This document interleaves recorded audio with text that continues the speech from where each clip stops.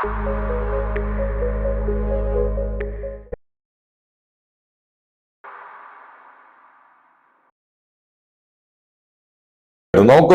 നമ്മൾ മറ്റൊരു പരിശോധന മാനസിക തലത്തിൽ നടത്തിയാൽ ഈ സ്കിസോഫ്രേനിയ പോലുള്ള രോഗികൾക്ക് ഒരു കുഴപ്പമുണ്ട്. നമ്മൾ വെറുതെ ഒരു ചിരി നമ്മളുടേതായ ഏതെങ്കിലും കാര്യത്തിൽ ഒരു തമാശയിൽ ചിരിച്ചാൽ പോലും ആ രോഗി അവരെ പരിഹസിക്കുന്നതായിട്ട് കാണാറുണ്ട്. അതുപോലെ അവരുള്ളിൽ ഈ ആളെ കൊല്ലണമെന്ന് വിചാരിക്കാറുണ്ട്. അത്തരം ഒരു സ്കിസോഫ്രേനിയ മാനസികാവസ്ഥ ഈ ഫോറസ്റ്റ് ഡിപ്പാർട്ട്മെന്റിൽ ഏറ്റവും കൂടുതൽ നമുക്ക് കാണാം. ഈ നിയമം കൂടി വരുന്നതോടുകൂടി ഇതിനെ ജനങ്ങൾക്ക് വലിയ തോതിൽ ചെറുക്കേണ്ടി വരും. അത് ചുമ്മാ ഉള്ള ചെറുക്കലായിരിക്കില്ല. മിക്കവാറും ചില ദുരന്തങ്ങളിലൂടെ കേരളം കാണാത്ത ദുരന്തങ്ങളെ കാട്ടിക്കൊടുത്തുകൊണ്ട് തന്നെയാണെങ്കിലും ഇത് പ്രതികരിക്കുക തന്നെ ചെയ്യുന്നതായി വരുത്തിയിട്ടില്ല. എന്ത് സർക്കാരാണെന്ന് നോക്കി ഈ ജനത്തോട് ഇവരെ പാവപ്പെട്ടവരെ ഉണ്ടാക്കുന്ന കൃഷിക്കാരെ ഉണ്ടാക്കുന്ന സർക്കാരാന്ന് പറഞ്ഞ് വെറുതെ നുണ പറഞ്ഞ് ഈ ജനതയെ വഞ്ചിക്കുക. ഇതിന്റെയൊക്കെ രാഷ്ട്രീയത്തെ തിരുത്താൻ ജനം രംഗത്തിറങ്ങണം. രാഷ്ട്രീയത്തെ തിരുത്തി ജനം കേരളത്തിൽ ഫോറസ്റ്റ് ഡിപ്പാർട്ട്മെന്റിൽ നല്ലവരാണ് എന്ന് പറയുന്ന ഒരാളെ കാണിച്ചു തരാമോ? ഇവരുടെ പാരമ്പര്യം അതാ. ഇനി ഇത്രയൊക്കെ ആയല്ലോ, ഗവൺമെന്റ് വേണമെങ്കിൽ ഈ ജനതയുമായിട്ട് ഈ പരിസ്ഥിതി സംരക്ഷണത്തിന് ഒരു കൂട്ടുചേർത്ത് ഉണ്ടാക്കുന്ന ഒരു പ്രൊജക്ട് ചെയ്യാമല്ലോ. ചെയ്യുന്നുണ്ടോ? ഇല്ലല്ലോ. ഇത് ശത്രുപക്ഷത്ത് നിർത്തി യുദ്ധം ചെയ്യുന്ന രണ്ട് വിഭാഗങ്ങളായി നമ്മളെ കാലാകാലം കൊണ്ടുപോകുന്നു ഈ ഗവൺമെന്റ്. അതിനനുസരിച്ചുള്ള പോസ്റ്റിംഗാണ് നടക്കുന്നത്. ഇവിടെ ഉന്നതരായ IPS 75 പേര് IFS ചുമതലപ്പെടുത്തിയിട്ടുണ്ട്. ആകെ 7000 ഫോറസ്റ്റുകാരേ ഉള്ളൂ. ഈ 7000ത്തിന് 75 അത് തന്നെ സാമ്പത്തികം ഒന്ന് വിദേശ ഫണ്ട് അടക്കം ഇതിന്റെ ഉള്ളിലേക്ക് വരുന്ന കോടാനകോടിക്ക് ഇതുപോലും നമുക്ക് ഓഡിറ്റ് പോലും ഇല്ലാതെ വരികയും ഒരു രാജഭരണം അവിടെ നടക്കുകയും ചെയ്യുക. ഇപ്പൊ അവൻ അവിടെ മാത്രം പോരാ, അവന് പുറത്തേക്ക് ഇറങ്ങി നമ്മളെ പൊതു മേഖലയിൽ പ്രവർത്തിക്കുന്നവരെയും കൂടി ഉപദ്രവിക്കാനുള്ള അധികാരം അവന് കിട്ടണം. പോലീസ് പേടിക്കൂരെ, സംശയിക്കൊന്നും വേണ്ട. കാരണം ഈ നിയമം അനുസരിച്ച് പോലീസ് അടിയിലേക്ക് പോകും. ഒന്നും ചെയ്യാൻ പറ്റില്ല. കസ്റ്റഡിയിൽ വെക്കാം, സംശയാസ്പദമായി കാണുന്നവനെ കസ്റ്റഡിയിൽ വെക്കാം. എവിടെയും വാറണ്ട് ഇല്ലാതെ എവിടെയും കയറി റെയ്ഡ് ചെയ്യാം. സെർച്ച് വാറണ്ട് ഇല്ലാതെ ഏത് വീട്ടിലും അവന് പ്രവേശിക്കാം. ഞാൻ പറഞ്ഞ അവനൊക്കെ ഈ സൈസ് മന്ത്രിനെയൊക്കെ ഉണ്ടല്ലോ, ബോധമില്ലെന്നും പറഞ്ഞൊന്നും കൈ കഴുകണ്ട. കൈകാര്യം ചെയ്യണം, ജനം കൈകാര്യം ചെയ്യണം. എതിർക്കാറില്ല. വിദേശ ഫണ്ടിനെ ആസ്പദമാക്കി കേരളത്തിൽ വലിയൊരു നിഗൂഢ സംഘം, ഇന്ത്യയിൽ ഒട്ടാകെ പ്രവർത്തിക്കാൻ ശേഷിയുള്ള ഒരു സംഘം, അതിന്റെ ആസ്ഥാനം കേരള സ്റ്റേറ്റാണ്. അതിന് പല കക്ഷികളുടെയും വിഹിതവും പങ്കാളിത്തവും ഉണ്ടെന്ന് തെളിഞ്ഞു കഴിഞ്ഞിരിക്കുകയാണ്. അപ്പൊ അത് തന്നെയാണ് അടിസ്ഥാനം. പക്ഷെ എങ്കിൽ പോലും നമ്മൾ ഇത്ര മാരകമായ ഒരു ജനതയെ ഉപദ്രവിക്കാൻ ഒരു മനസ്സ് വരണ്ടേ? പണത്തിനു വേണ്ടി ഒരു ജനതയെ നിരന്തരം പീഡിപ്പിക്കാനുള്ള ഒരു മനസ്സിലേക്ക് ഏറെ കാലത്ത് അധികാരം കിട്ടിയപ്പോൾ അവർ മതിമറന്നു പോയോ എന്ന് സംശയിക്കേണ്ടിയിരിക്കുന്നു. അതാണ് പാർട്ടിയുടെ പ്രാദേശിക ജില്ലാ നേതാക്കൾക്ക് പോലും ഒരു തിരുത്തൽ ആവശ്യപ്പെട്ട് അങ്ങോട്ട് ചെല്ലാൻ ധൈര്യമില്ലാത്തത്. ഭയപ്പെടുന്നു. ഒരാളെ, കേരളത്തിന്റെ മുഖ്യമന്ത്രിയെ പാർട്ടി നേതാക്കൾ ഭയപ്പെടുന്നു. AKG സെന്റർ ഭയപ്പെടുന്നു. മുഖത്ത് നോക്കി നിങ്ങൾ നഗ്നനാണ് എന്ന് പറയാൻ പറ്റുന്ന ഒരാളും കേരളത്തിലില്ല. എന്ത് അവസ്ഥയാണ്? കമ്മ്യൂണിസ്റ്റ് ചൈനയെ പോലും ഇത്രയും പ്രശ്നമില്ല. 36 രാജ്യങ്ങളിൽ കമ്മ്യൂണിസ്റ്റ് പാർട്ടി ഭരിച്ചപ്പോ അവിടെ പോലും ഒറ്റപ്പെട്ട ശബ്ദം ഉണ്ടാക്കിയവരെ കൊന്നു കളഞ്ഞു എന്നുള്ള വേറെ കാര്യം. പക്ഷെ എങ്കിൽ പോലും സ്റ്റാലിനോട് പോലും 2000 കേന്ദ്ര കമ്മിറ്റിക്കാര് തുറന്നു പറഞ്ഞു തെറ്റുണ്ട്. ഈ നിയമം പാസ്സാക്കപ്പെട്ടു കഴിഞ്ഞാൽ സ്വാഭാവികമായിട്ടും ഇന്ന് ഈ മലയോര പ്രദേശത്തെ സംരക്ഷിക്കുന്നത് ഇവിടുത്തെ കർഷക സംഘടനകളുടെ ശക്തമായ ശബ്ദമാണ്, അവരുടെ നിയമ പോരാട്ടമാണ്. ആ കക്ഷികളെയെല്ലാം അതിമാരകമായി പീഡിപ്പിക്കപ്പെടുകയും അത്തരം ശബ്ദങ്ങൾ സ്റ്റേറ്റിൽ ഇല്ലാതാവുകയും ചെയ്യും. നിങ്ങൾ പഴയ അടിമ കാലഘട്ടത്തിലേക്ക് തിരിച്ചു പോകും. അതുകൊണ്ട് തന്നെ ഈ ദുരന്തത്തെ എന്ത് വില കൊടുത്തും നേരിടുന്നതിന് നിങ്ങളുടെ പഞ്ചായത്താണെങ്കിൽ പഞ്ചായത്ത്, വാർഡാണെങ്കിൽ വാർഡ് മെമ്പറോട് പറയുക. അങ്ങനെ കേരളമൊട്ടുക്ക് അതിശക്തമായ പ്രതികരണം ഉയർത്തിക്കൊണ്ടുവരുന്നതിന് ജാതി മത വ്യത്യാസമില്ലാതെ എല്ലാവരും സഹകരിക്കണം. ഇല്ലേ, നാളെ ഞാൻ പറഞ്ഞ 450 പഞ്ചായത്തിൽ വരുന്ന 1 കോടിക്കടുത്ത് വരുന്ന ജനത അതിഗുരുതരമായ പ്രതിസന്ധിയായിരിക്കും കാണേണ്ടി വരിക എന്നാണ് ഞങ്ങൾക്ക് പറയുന്നത്.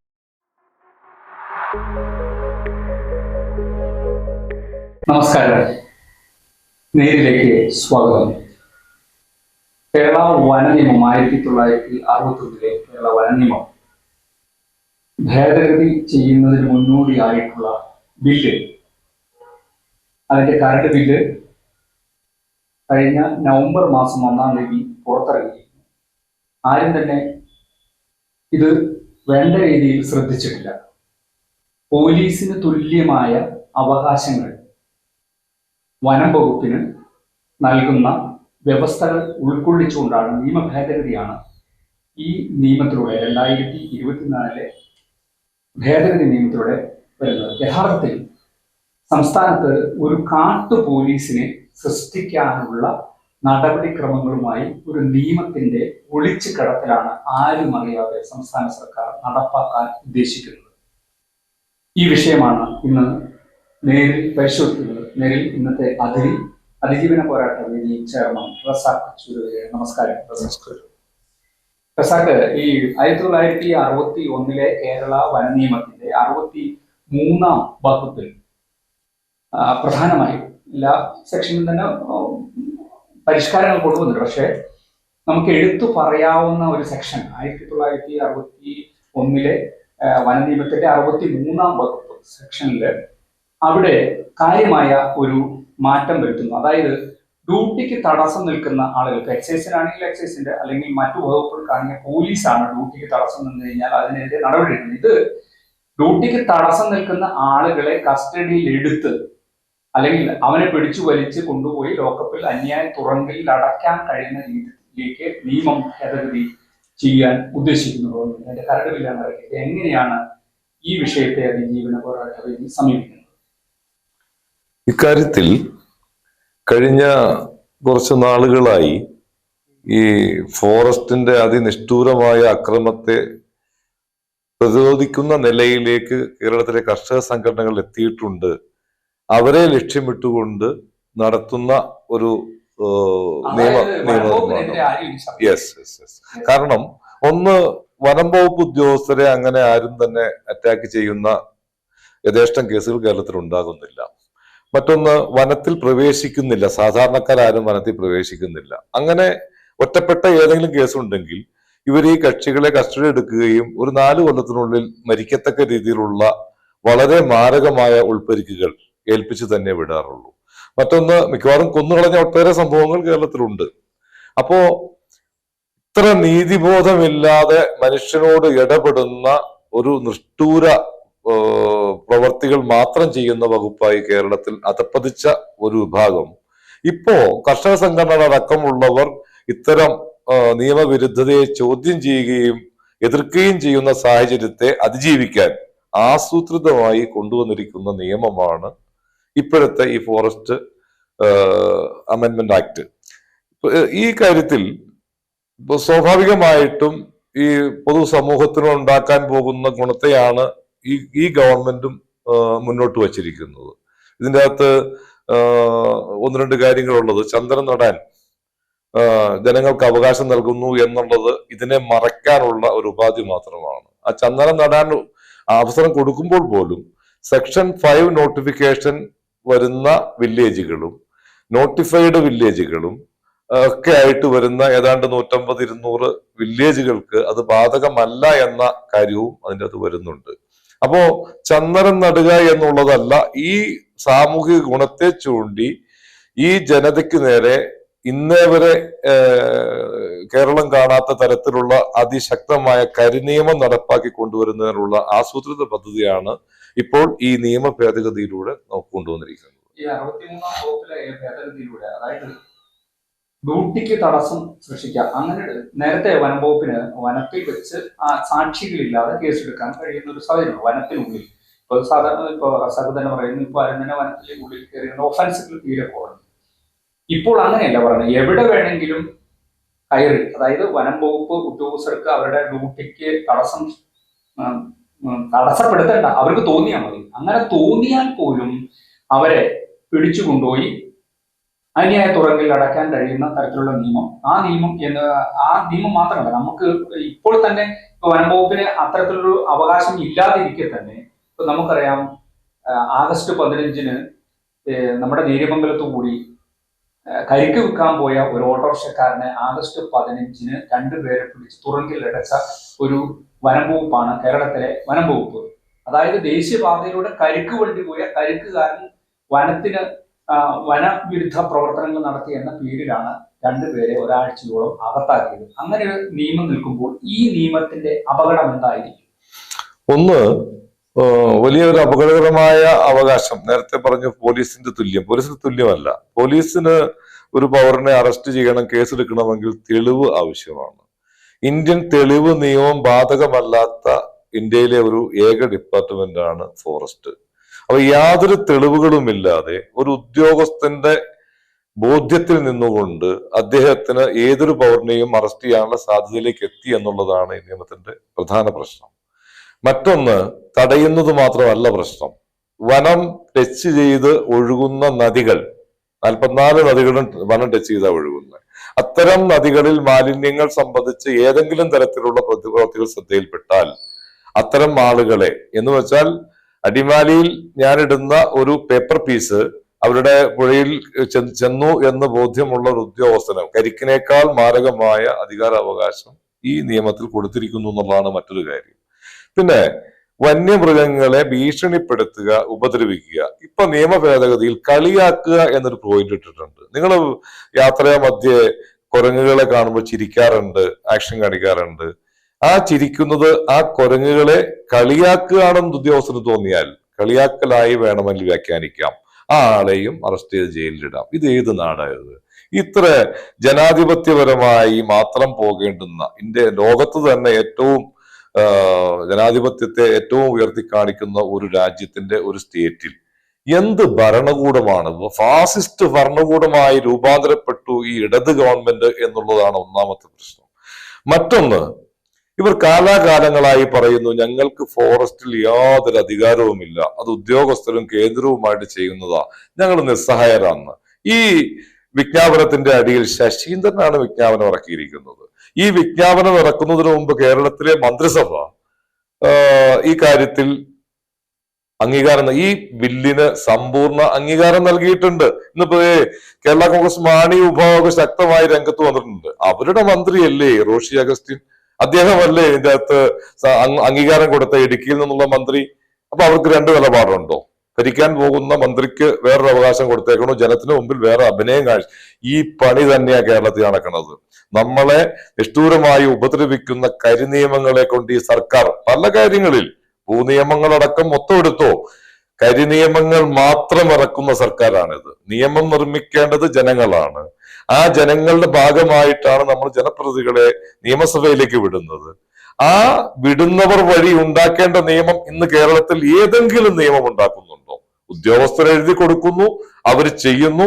അതിൽ ഏതെങ്കിലും ഒരു പോയിന്റിൽ ജനങ്ങൾക്ക് ഗുണം ചെയ്യുന്ന എന്തെങ്കിലും ഉണ്ട് എന്ന് സ്ഥാപിച്ചെടുക്കുകയും ചെയ്യുന്നു. ഇനി നിയമസഭയിൽ ചെന്നാലുള്ള അവസ്ഥ എന്താ? ഇനി സബ്ജക്ട് കമ്മിറ്റി ഉണ്ട്, ഒറ്റ എണ്ണത് വായിക്കില്ല. സബ്ജക്ട് കമ്മിറ്റി കൂടി ചായ കുടിച്ച് ഒപ്പിട്ട് പിരിയാണ് ചെയ്യുന്നത്.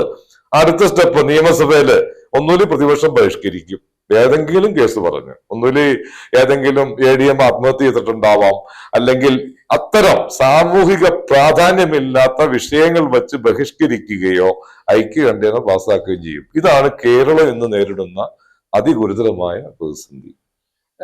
ഇപ്പോ പറഞ്ഞു വരുന്നത്, അതായത് ഈ ആംഗ്യം കാണിച്ച്, അല്ലെങ്കിൽ നമുക്ക് പറയാം ഇപ്പൊ തനി മലയാളത്തിൽ നമ്മളിവിടെ നാടൻ ഭാഷയിൽ കൊഞ്ഞനം കുത്തുക എന്ന് പറയാം. നമ്മൾ ഇപ്പൊ ദേശീയപാതയിലൂടെ വരുമ്പോൾ പലയിടങ്ങളിലും, അല്ലെങ്കിൽ നമ്മൾ സഞ്ചരിക്കുന്ന വഴികളിലെല്ലാം പണ്ടൊക്കെ കുരങ്ങുകൾ അല്ലെങ്കിൽ മൃഗങ്ങളെ കാണുക തന്നെ ഇത് പ്രശ്നമായിരുന്നു, അല്ലെങ്കിൽ കാണാൻ കിട്ടാത്ത ഒരു സാഹചര്യം. ഇപ്പോ അങ്ങനെയല്ല. ഇപ്പോ മാനുകളും എല്ലാ തരം മൃഗങ്ങളും റോഡ് അരികിലും നമ്മുടെ വീട്ടുമുറ്റത്തും ഒക്കെ ചെയ്യുന്നു. അതിനെ നമ്മൾ ഉപദ്രവിക്കേണ്ട, കൊഞ്ഞനം കുത്തുക അല്ലെങ്കിൽ ആംഗ്യ ഭാഷയെ കാണിക്കാൻ പേടിക്കുക, പടക്കം പൊട്ടിക്കുക, ഇതൊക്കെ ചെയ്യുമ്പോൾ അതൊക്കെ ഒരു നിബന്ധനകളുമില്ലാതെ, അല്ലെങ്കിൽ ഒരു വനംവകുപ്പ് ഉദ്യോഗസ്ഥന് തോന്നുന്ന വിധം ചെയ്യത്തക്ക രീതിയിലേക്ക് നിയമം മാറുന്നുണ്ടെന്നാണോ അങ്ങ് പറഞ്ഞു? തീർച്ചയായിട്ടും. നമ്മൾ മറ്റൊരു പരിശോധന, ഒരു മാനസിക തലത്തിൽ നടത്തിയാൽ ഈ സ്കിസോഫ്രേനിയ പോലുള്ള രോഗികൾക്ക് ഒരു കുഴപ്പമുണ്ട്. നമ്മൾ വെറുതെ ഒരു ചിരി, നമ്മളുടേതായ ഏതെങ്കിലും കാര്യത്തിൽ ഒരു തമാശയിൽ ചിരിച്ചാൽ പോലും ആ രോഗി അവരെ പരിഹസിക്കുന്നതായിട്ട് കാണാറുണ്ട്. അതുപോലെ അവരുള്ളിൽ ഈ ആളെ കൊല്ലണമെന്ന് വിചാരിക്കാറുണ്ട്. അത്തരം ഒരു സ്കിസോഫ്രേനിയ മാനസികാവസ്ഥ ഈ ഫോറസ്റ്റ് ഡിപ്പാർട്ട്മെന്റിൽ ഏറ്റവും കൂടുതൽ നമുക്ക് കാണാൻ പറ്റും. അപ്പോ ഇതിനെ കളിയാക്കിയതാണ് എന്ന് ഈ ഓഫീസർ ധരിക്കാൻ എന്താണ് ബുദ്ധിമുട്ട്? മറ്റേ ഒന്ന്, നമ്മുടെ എവിടെയും സെർച്ച് ചെയ്യാനുള്ള സാധാ ഫോറസ്റ്റുകാരന്റെ അധികാരം അത് ഇല്ലാതെ തന്നെ ഇവൻ രാത്രികാലങ്ങളിൽ അതിക്രമിച്ച് കയറുകയും അക്രമം കാണിക്കുകയും ചെയ്ത നൂറുകണക്കിന് സംഭവങ്ങൾ നമ്മുടെ ഇവിടെ തന്നെ നിലനിൽക്കുന്നു. നമ്മുടെ തെക്കേ കത്തിപ്പാറ മേഖലയില്, ഈ മേഖലയിലൊന്നും ഒരു കാലത്ത് ഡൈനിങ് ടേബിൾ അനുവദിക്കില്ലായിരുന്നു. ഇവര് രാത്രി ഇടിച്ചു കയറും, കുടുംബനാഥനെ മർദ്ദിച്ച് ആ ഡൈനിങ് ടേബിൾ എടുത്തു കൊണ്ടുപോയി കസ്റ്റഡിയിൽ വെച്ച് ഒരു കേസ് എടുക്കുമായിരുന്നു. അത് നിന്നുപോയത് എപ്പോഴാണെന്നറിയോ? കത്തിപ്പാറയിലെ തിമോത്തിയോസ് എന്ന് പറയുന്ന ആളുടെ ഭാര്യ രാത്രി 2 മണിക്ക് അതിക്രമിച്ച് കയറിയ ഫോറസ്റ്റുകാരനെ ചിരവത്തടി കൊണ്ടടിച്ചു, തലച്ചോറ് വലിക്ക് വന്നു, വർഷങ്ങളുടെ കിടപ്പിന് ശേഷം മരിച്ചുപോയി. അതിനുശേഷമാണ് ഈ ഹൈറേഞ്ച് മേഖലയിൽ ഡൈനിങ് ടേബിൾ ഉപയോഗിക്കാനുള്ള സ്വാതന്ത്ര്യം ഫോറസ്റ്റ് അനുവദിച്ചത്. അങ്ങനെ ഒരുപാട് ചരിത്രം നമ്മൾ കണ്ടില്ലേ. വണ്ണപ്പുറംകാരനെ അവന്റെ മുഴുവൻ അവന്റെ പോസ്റ്റ്മോർട്ടം റിപ്പോർട്ട് കാണണം. ആ കക്ഷിയെ അവന്റെ ആന്തരിക അവയവങ്ങളിൽ തകരാത്ത ഒന്നും ഉണ്ടായിരുന്നില്ല. ശിക്ഷിച്ചോ? ഇപ്പോഴും കേസ് നടക്കുന്നുണ്ട്. ശിക്ഷിച്ചോ? എത്ര വർഷമായി? 20 വർഷമാകാൻ പോവാ. അപ്പോ ഇതിനൊക്കെ ഭയങ്കരമായ സാധ്യതകൾ, ഭയങ്കരമായ ഭരണകൂട ഒത്താശകൾ എല്ലാം ഉള്ള നാട്ടിൽ ഈ നിയമം കൂടി വരുന്നതോടുകൂടി ഇതിനെ ജനങ്ങൾക്ക് വലിയ തോതിൽ ചെറുക്കേണ്ടി വരും. അത് ചുമ്മാ ഉള്ള ചെറുക്കലായിരിക്കില്ല. മിക്കവാറും ചില ദുരന്തങ്ങളിലൂടെ, കേരളം കാണാത്ത ദുരന്തങ്ങളെ കാട്ടിക്കൊടുത്തുകൊണ്ട് തന്നെയാണെങ്കിലും ഇത് പ്രതികരിക്കുക തന്നെ ചെയ്യുന്നതായി സംശയം വേണ്ട. ഇപ്പോ നമ്മൾ പലപ്പോഴും ഈ രാഷ്ട്രീയ കക്ഷികൾ, ഇപ്പൊ പ്രതിപക്ഷ കക്ഷികളോടൊക്കെ സംസാരിക്കുമ്പോൾ ഇപ്പോ വനം വകുപ്പ് മന്ത്രിക്ക് ഇതുമായി വലിയ ബന്ധങ്ങളൊന്നുമില്ല. അദ്ദേഹത്തിന്റെ സ്വന്തം കാര്യം പോലും നോക്കാനുള്ള ആരോഗ്യശേഷി ഇല്ലാത്തൊരു മനുഷ്യനാണെന്നുള്ള രീതിയിലാണ് സംസാരം. പക്ഷെ ഈ കഴിഞ്ഞ കുറെ കാലങ്ങൾ എടുത്ത് പരിശോധിക്കുമ്പോൾ വനം വകുപ്പുമായി ബന്ധപ്പെട്ട് ഇറങ്ങുന്ന ഉത്തരവുകളും നടപടികളും പരിശോധിക്കുമ്പോൾ വനം വകുപ്പ് മന്ത്രി ഒരു സൈലന്റ് ആയിട്ടുള്ള മനുഷ്യൻ, ജനദ്രോഹപരമായി യാതൊന്നും ചെയ്യാത്തവരും, പുറകിലുള്ള ഉദ്യോഗസ്ഥന്മാർ മാത്രം എന്തോ അദ്ദേഹത്തെ കബളിപ്പിക്കുകയാണെന്നുള്ള പ്രതീതി പറഞ്ഞു പരത്തുന്നുണ്ട്. യഥാർത്ഥത്തിൽ ഈ വനം വകുപ്പ് മന്ത്രി അറിഞ്ഞിട്ടാണോ ഇത്തരത്തിലൊരു നിയമം ഇറങ്ങുന്നത്? അദ്ദേഹം ഒരു ജനപ്രതിനിധിയാണല്ലോ, ജനങ്ങൾ വോട്ട് ചെയ്തിട്ടാണല്ലോ അദ്ദേഹവും ഈ മന്ത്രിസഭയിൽ എത്തുന്നത്, MLA ആകുന്നത്, മന്ത്രിസഭയിൽ എത്തുന്നതല്ല, അങ്ങനെയാണല്ലോ. അപ്പോൾ താങ്കളുടെ അഭിപ്രായത്തിൽ യഥാർത്ഥത്തിൽ വനം വകുപ്പ് മന്ത്രിക്ക് അല്ലെങ്കിൽ ആ മന്ത്രിയുടെ കാര്യക്ഷമത കുറവ് ഉദ്യോഗസ്ഥർ മുതലെടുക്കുകയാണോ ചെയ്യുന്നത്?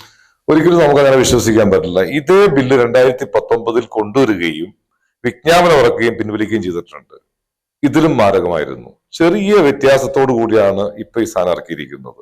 ഇവിടെ 2-3 കാര്യങ്ങളുണ്ട്. ഒന്ന്, വിജ്ഞാപനം ചെയ്യപ്പെടുന്നതിന് മുമ്പ് 140 MLA മാർക്ക് ഇതിന്റെ കോപ്പി കൊടുക്കുന്നുണ്ട്.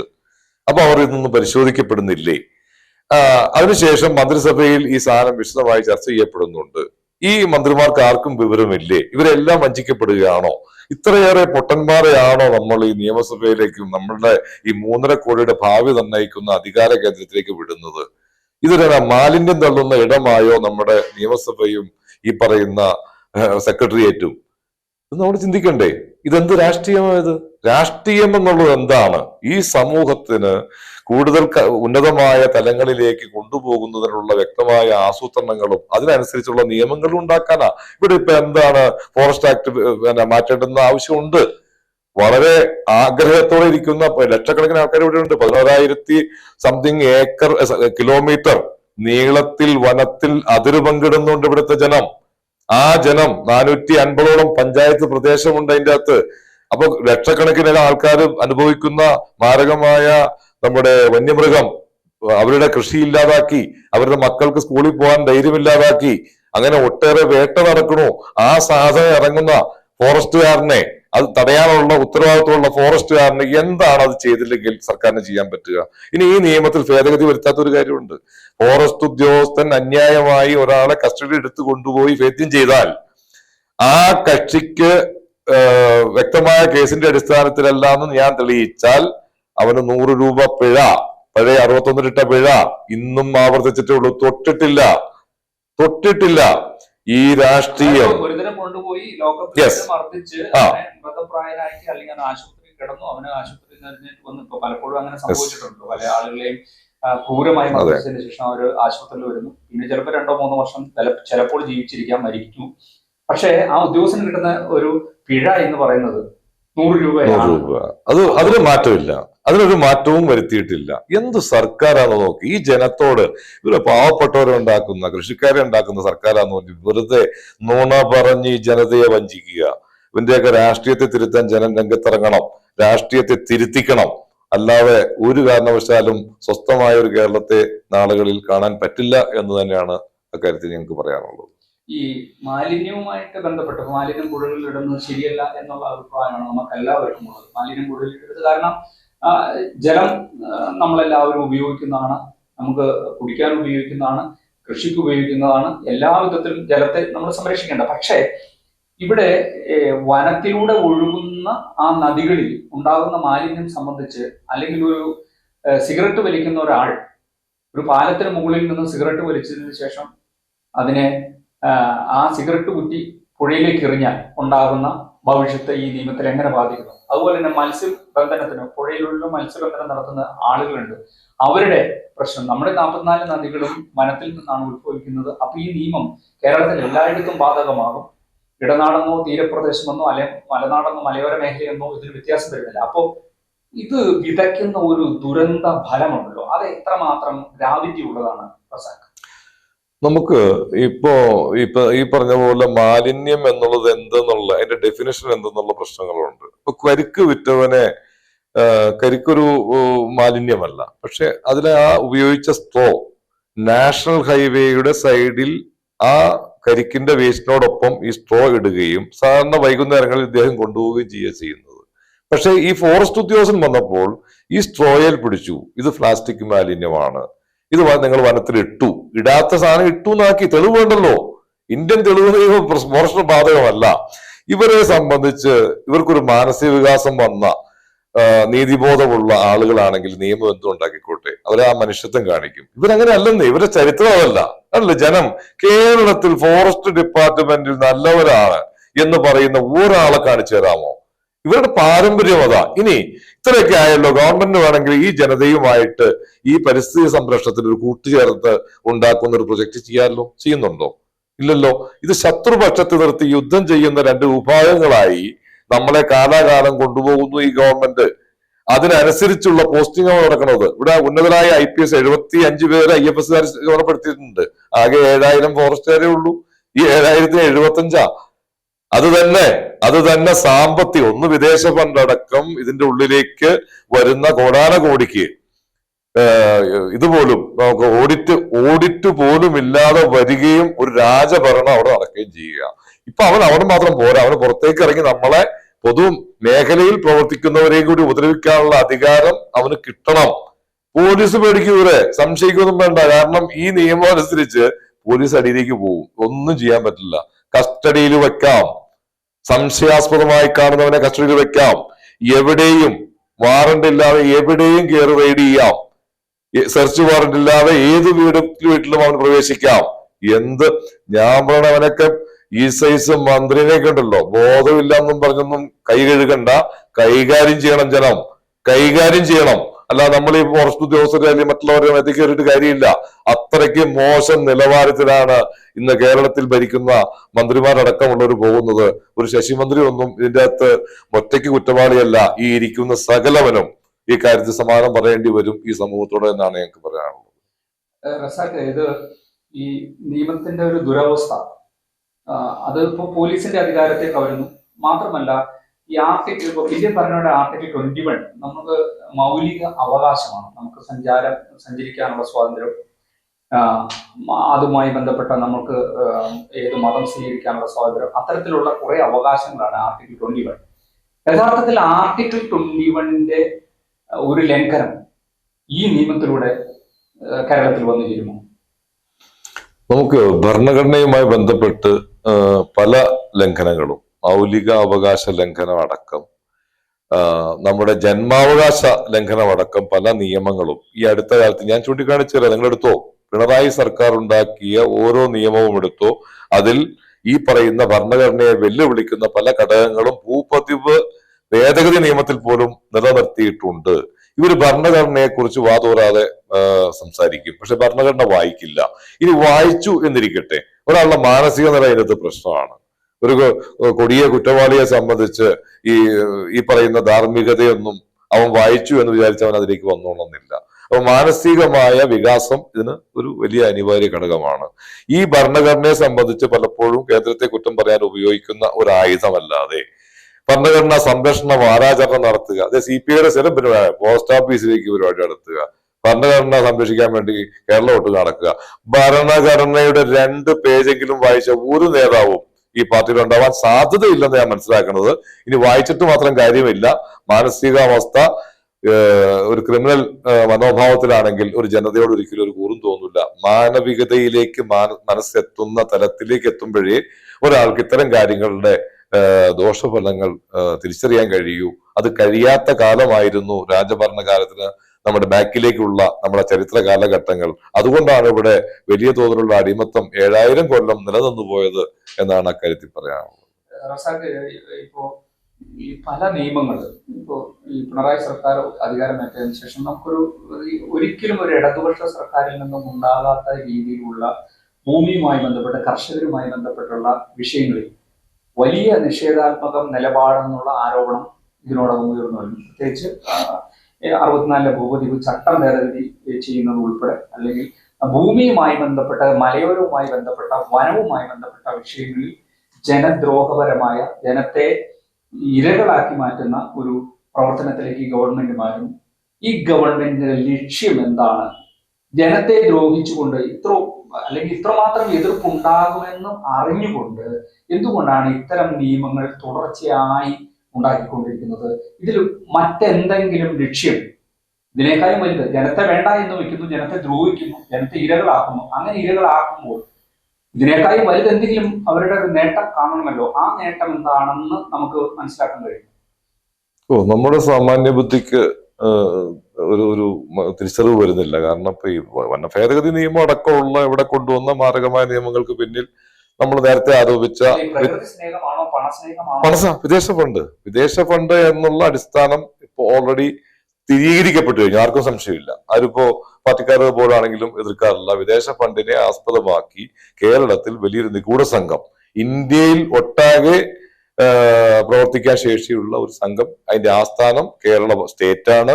അതിന് പല കക്ഷികളുടെയും വിഹിതവും പങ്കാളിത്തവും ഉണ്ടെന്ന് തെളിഞ്ഞു കഴിഞ്ഞിരിക്കുകയാണ്. അപ്പൊ അത് തന്നെയാണ് അടിസ്ഥാനം. പക്ഷെ എങ്കിൽ പോലും നമ്മൾ ഇത്ര മാരകമായ ഒരു ജനതയെ ഉപദ്രവിക്കാൻ ഒരു മനസ്സ് വരണ്ടേ?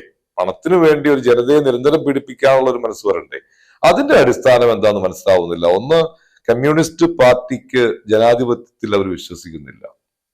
നമ്മൾ ജനാധിപത്യത്തെ കുറിച്ചായി ഭരണഘടനയെ പറയുമ്പോഴും നമ്മൾ ഈ നിയമത്തില് ജനങ്ങളുടെ അവകാശത്തെ കുറിച്ച് പറയുമ്പോഴൊക്കെ ജനാധിപത്യത്തെ സംബന്ധിച്ച് അതിന്റെ അടിത്തറയിൽ നിന്നുകൊണ്ടാണ് സംസാരിക്കുന്നത്. കമ്മ്യൂണിസ്റ്റ് പാർട്ടിക്ക് അങ്ങനെ ആശയമില്ല.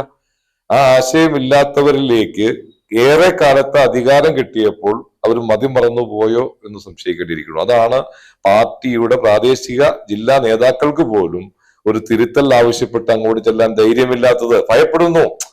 ഒരാളെ, കേരളത്തിന്റെ മുഖ്യമന്ത്രിയെ പാർട്ടി നേതാക്കൾ ഭയപ്പെടുന്നു. AKG സെന്റർ ഭയപ്പെടുന്നു. മുഖത്ത് നോക്കി നിങ്ങൾ നഗ്നനാണ് എന്ന് പറയാൻ പറ്റുന്ന ഒരാളും കേരളത്തിലില്ല. എന്ത് അവസ്ഥയാണ്? കമ്മ്യൂണിസ്റ്റ് ചൈനയെ പോലും ഇത്രയും പ്രശ്നമില്ല.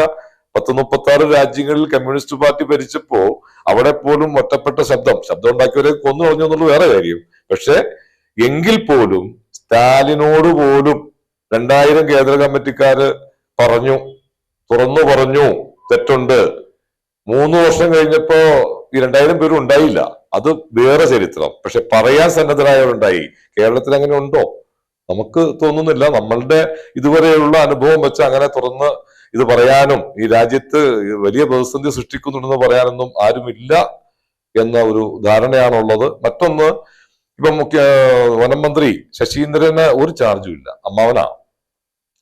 ഈ അമ്മാവൻ ഈ റോളിൽ ഇരിക്കുന്നു എന്ന് മാത്രമേ ഉള്ളൂ. മുഖ്യമന്ത്രിയുടെ ഓഫീസാണ് ഇത് മൊത്തം കൈകാര്യം ചെയ്യുന്നത്. മുഖ്യമന്ത്രിയുടെ ഓഫീസ് കേന്ദ്രീകരിച്ച് എല്ലാത്തിനും നിയന്ത്രണം ഏർപ്പെടുത്തുന്ന, ചരട് വലിക്കുന്ന വലിയൊരു നിഗൂഢ സംഘം, അതിൽ മുരളി തുമ്മാർ കൂടി അടക്കമുള്ള അന്താരാഷ്ട്ര ഏജന്റുമാരടക്കം ഉണ്ട്. അത് തന്നെ അവരാണ് തീരുമാനിക്കുന്നത്. അല്ലാതെ ഈ നാട്ടിലെ നിങ്ങൾക്ക് മുമ്പിൽ നിങ്ങളുടെ ഷോ കാണിക്കുന്ന, ഇതിനെയൊക്കെ ന്യായീകരിക്കുന്ന വൻകിട നേതാക്കളല്ല ഇപ്പൊ രാജ്യം ഭരിക്കുന്നത്. അവർക്ക് യാതൊരു ബന്ധവുമില്ല. അവർക്ക് പിരിവുമായിട്ടും ഇവരെ വാഴ്ത്തിപ്പാടലായിട്ടും പോസ്റ്റൊട്ടിക്കലായിട്ടും വോട്ടുപിടുത്തമായിട്ടുള്ള മാത്രം ബന്ധത്തിലാണ് ഇപ്പോ ഇവിടുത്തെ രാഷ്ട്രീയ സംവിധാനം പോകുന്നത് എന്നുള്ളതാണ് വസ്തുത. അവസാനമായി ഈ ഇന്റർവ്യൂ കണ്ടുകൊണ്ടിരിക്കുന്ന പ്രേക്ഷകരോട് ഈ നിയമ ഭേദഗതിയുടെ ദുരന്തം എന്തായിരിക്കും എന്നത് സംബന്ധിച്ച് അങ്ങേക്ക് അവസാനമായി പറഞ്ഞു വെക്കാനുള്ളതെന്ന്? ഈ നിയമം പാസ്സാക്കപ്പെട്ടു കഴിഞ്ഞാൽ സ്വാഭാവികമായിട്ടും ഇന്ന് ഈ മലയോര പ്രദേശത്തെ സംരക്ഷിക്കുന്നത് ഇവിടുത്തെ കർഷക സംഘടനകളുടെ ശക്തമായ ശബ്ദമാണ്, അവരുടെ നിയമ പോരാട്ടമാണ്. ആ കക്ഷികളെയെല്ലാം അതിമാരകമായി പീഡിപ്പിക്കപ്പെടുകയും അത്തരം ശബ്ദങ്ങൾ സ്റ്റേറ്റിൽ ഇല്ലാതാവുകയും ചെയ്യും. നിങ്ങൾ പഴയ അടിമ കാലഘട്ടത്തിലേക്ക് തിരിച്ചു പോകും. അതുകൊണ്ട് തന്നെ ഈ ദുരന്തത്തെ എന്ത് വില കൊടുത്തും നേരിടുന്നതിന് നിങ്ങളുടെ പഞ്ചായത്താണെങ്കിൽ പഞ്ചായത്ത്, വാർഡാണെങ്കിൽ വാർഡ് മെമ്പറോട് പറയുക. അങ്ങനെ കേരളം ഒട്ടുക്ക് അതിശക്തമായ പ്രതികരണം ഉയർത്തിക്കൊണ്ടുവരുന്നതിന് ജാതി മത വ്യത്യാസമില്ലാതെ എല്ലാവരും സഹകരിക്കണം. ഇല്ലേ, നാളെ ഞാൻ പറഞ്ഞ 450 പഞ്ചായത്തിൽ വരുന്ന 1 കോടിക്കടുത്ത് വരുന്ന ജനത അതിഗുരുതരമായ പ്രതിസന്ധിയായിരിക്കും കാണേണ്ടി വരിക എന്നാണ് ഞങ്ങൾക്ക് പറയാനുള്ളത്. ഒരു കാര്യം നമ്മൾ പറഞ്ഞു വന്നപ്പോഴത്തേക്കും ഈ നിയമ ഭേദഗതി വരുമ്പോൾ ഇപ്പോ നമ്മൾ മലയോര മേഖലയെ മാത്രമാണോ ബാധിക്കുക, അത് മറ്റു പ്രദേശങ്ങളെ കൂടി ബാധിക്കുമോ? മറ്റു പ്രദേശങ്ങളെയും ബാധിക്കും. കാരണം ഇപ്പോ ഈ നമ്മളുടെ കടലോര പ്രദേശങ്ങള്, കായലോര പ്രദേശങ്ങളിലെല്ലാം ഒട്ടേറെ വനവിജ്ഞാപനങ്ങൾ, പ്രത്യേകിച്ച് കായൽ പ്രദേശങ്ങളിൽ വനവിജ്ഞാപനങ്ങളായിട്ട് പല സ്ഥലത്തും ഇട്ടിട്ടുണ്ട്. അത് ഏതാണ്ട് 2 ലക്ഷം ഏക്കറിൽ നമ്മളുടെ എന്താ അതിന്റെ പേര് കണ്ടൽ 2 ലക്ഷം ഏക്കറിലേക്ക്, ഇപ്പൊ 5000 താഴെ ഏക്കറേ ഉള്ളൂ, 2 ലക്ഷത്തിലേക്ക് വ്യാപിപ്പിക്കാൻ ഉദ്ദേശിക്കുന്നത് ഈ പുഴയോരങ്ങളും ഈ പറഞ്ഞ കായലോരങ്ങളുമാണ്. അതിൽ തന്നെ പല സ്ഥലത്തും പുതിയ വിജ്ഞാപനം ഇട്ട്, തൃശ്ശൂര് ഒക്കെ ഓൾറെഡി വിജ്ഞാപനം ഇട്ട് കഴിഞ്ഞു. അവിടെയൊക്കെ അവരുടെ മത്സ്യങ്ങൾ പിടിക്കാൻ നമ്മൾ പറഞ്ഞില്ല, മത്സ്യങ്ങൾ എവിടെയും പിടിക്കാൻ കേരളത്തിൽ അവകാശമില്ല. ആരെങ്കിലും മത്സ്യം പിടിച്ചാലും ജയിലിലാണ്. അപ്പൊ അങ്ങനെയുള്ള അത് ജീവിതമാർഗമാക്കിയ ഒട്ടേറെ ആളുകൾ ഈ രാജ്യത്തുണ്ടെന്ന് മനസ്സിലാക്കാതെ വരുന്നതോടുകൂടി കേരള സ്റ്റേറ്റില് ഏതൊരു കക്ഷിക്കും ഈ വിഭാഗം ഭീഷണിയായി മാറും. ആരെ വേണമെങ്കിലും സംശയാടിസ്ഥാനത്തിൽ കസ്റ്റഡി വെക്കാനുള്ള അവകാശവും ഇവർക്ക് സമ്പൂർണമാണ്. അത് കേവലം സാധാ ഫോറസ്റ്റർക്കാണ് അവകാശം കൊടുത്തിരിക്കുന്നത് എന്ന കാര്യമാണ് നമ്മൾ ശ്രദ്ധിക്കേണ്ടത്. സംസാരിച്ചത് അതിജീവന പോരാട്ട ചെയർമാൻ പ്രസാദ്.